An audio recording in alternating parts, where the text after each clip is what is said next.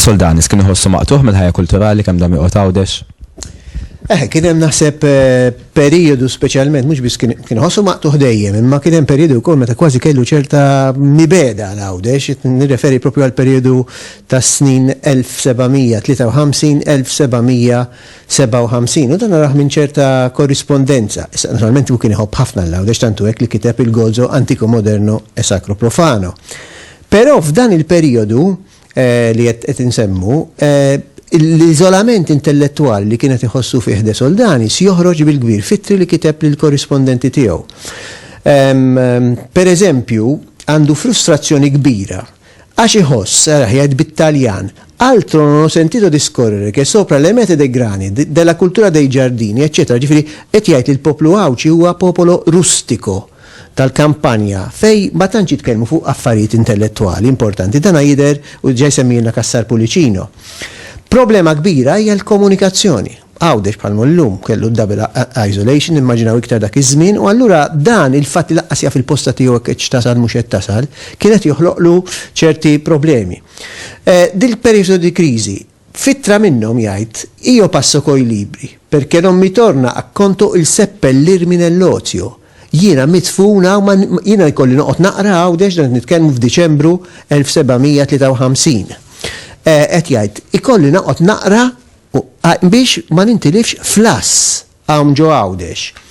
Għalih il-kitba ssir antidotu kontra dan l-ass, hija ħaġa li tħallih jgħix.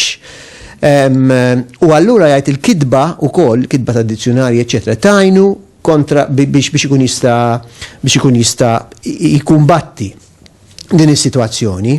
Pereżempju fit-3 ta' Mejju 1755 ara xjajt kontra Għawdex quasi, sono qui da 21 anni, il paese non conosce Minerva. Ġtaf ġifiri non conosce Minerva, ġifiri Minerva kienet l-alla tal-poezija, tal-erf, eccetera. Et jgħid li Għawdex, in-nies hemmhekk ma jiddilettawx bil-poezija, ma jiddilettawx bil-kultura, u allura qed jgħid li għandu tedjo u inkomodo, li huwa skomdu f'Għawdex, li huwa mdejja, tedjanti, eccetera. U jgħid f'din littra li huwa jixtieq imur dove renja la xjenza, fejn hemm il-konoxxenza, fejn almenu hemm il-qari, fejn hemm in-nies intellettwali. Jiġifieri dan jagħmlu imdejja, bdem imdejja. U din il-vina ta' dwejja, din il-mibeda u mħabba fl-istess ħin ma' Għawdex tkompli, per eżempju f'Mejju tal-1755 jgħid palma taf qed jgħidu il-kommerċju dei dotti è bandito nella mia residenza, il-kummerċ tal-erf fejn noqgħod jien ġo Għawdex bandito ma jeżistix.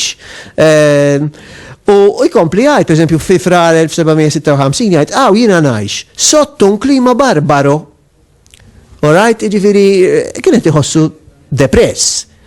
Da kollu jispiċċa fir-rebbija tas-1757. Fir-rebbija tas-1757 narawh. Qed jikteb u qed jgħidlu isma' trovandomi al mio giardino del nostro nadur, io questi giorni passati a godermi la caccia delle tortore sono adesso quieto e tranquillo. Fil-rebbija tal-1757 kienet iħossu tranquill, komdu, in-nadur fil-ġnien tiegħu kien għal-kaċċa tal-gamim. Kien imur għal-kaċċa ġifieri De Soldanis ukoll, u qed iħossu kuntent. Għaliex? X'sar issa b'dan? Mela, l-ewwel ħaġa din l-allerġija kollha f'dal perjodu kien il-żmien li kien spiċċa l-annone Kartaġinese. U dal-madof ta' annone Kartaġinese li kien lest diġà f'sa Diċembru 1753. L-ewwel ma kienx jaf hekk se jippubblikax waħdu jew ma' kod boħrajn. U mbagħad kellu dubju jekk jippubblikax Firenze jew Ruma jew anki Palermo. Sa l-1755 għadu hemm indeċiż. U tidħol anki Venezia fejn huwa jixtieq jippubblikah u jgħid pereżempju ritornata che sarà la fatica più che io so che in quella città vi sia della buona stanza della stampa ġo Firenze, sono pur pratico della romana. In Venezia non è corrispondenza, a Venezia għadu ma jaf se jagħmel. Ma ninsewx il-problema tal-istamperija. Malta ma' istamperija dak iż-żmien. Allora kellu dil problema kbira. Sa Mejju 1755, xarej wara din li trellajna qabel, qed jissuġġerixxi li ssir Venezia anti s-Sinjor Albrizzi. Certamente il signor Albrizzi potrebbe molto giovarmi con la sua stamperia mancando questa in Malta. Imma jerġa' ftit ġranet oħra jikteb ittra oħra u naraw indeċiż mill-ġdid. U qed jgħid hekk għandix issir issa jew Palermo, jew Ruma, jew Venezia. U isemmi interessanti wkoll li jekk kellha issir Palermo ikun ideali għax hemmhekk ikun jista' jaqralu il-proofreading, jagħmlu l-proofreading, jikkorreġilu l-bozzi. Priore, frate Fortunato Formosa Agostiniano li kien jgħix Palermo milli u qed jissuġġerih bħala proofreader. Insomma, dam aktar minn sena indeċiż dwar fejn se jagħmel da xogħol.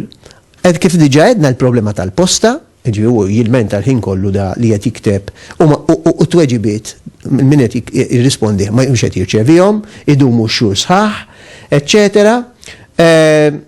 U fl-aħħar qed ngħidu mela li jikkwieta f'Mejju ftit jew issa l-1757. Għaliex? Faċli. Għaliex f'xahar wara dak ix-xahar ġie Malta u telaq għal-Ruma. Fej għadda kważi 8 xhur. Mela dak l-iżolament li kellu inqata għal dal-perjodu, inqatet ukoll l-indeċiżjoni dwar il-ktieb. Għaliex għax issa mar-Ruma u pubblikaħ propju waqt il-Annone Kartaġinese waqt li kien qiegħed hemmhekk.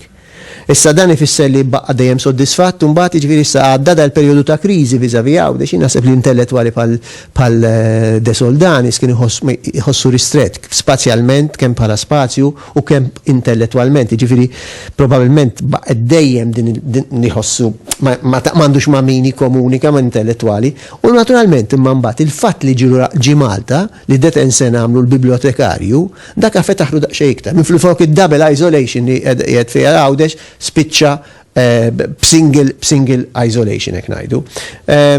Insomma dan kien perjodu ta' kriżi fil-ħajja ta' De Soldanis, perjodu ġdid għax dawn joħorġu ministri li jiena rajt li ma nafux bihom għadna ġifieri għad irid naħdem fuqhom għaliex hija hemm ċertu materjali insomma għaddi żmien imma naħseb li tajjeb li nibdew noħorġu dawn l-affarijiet almenu fuq dan aspett partikolari.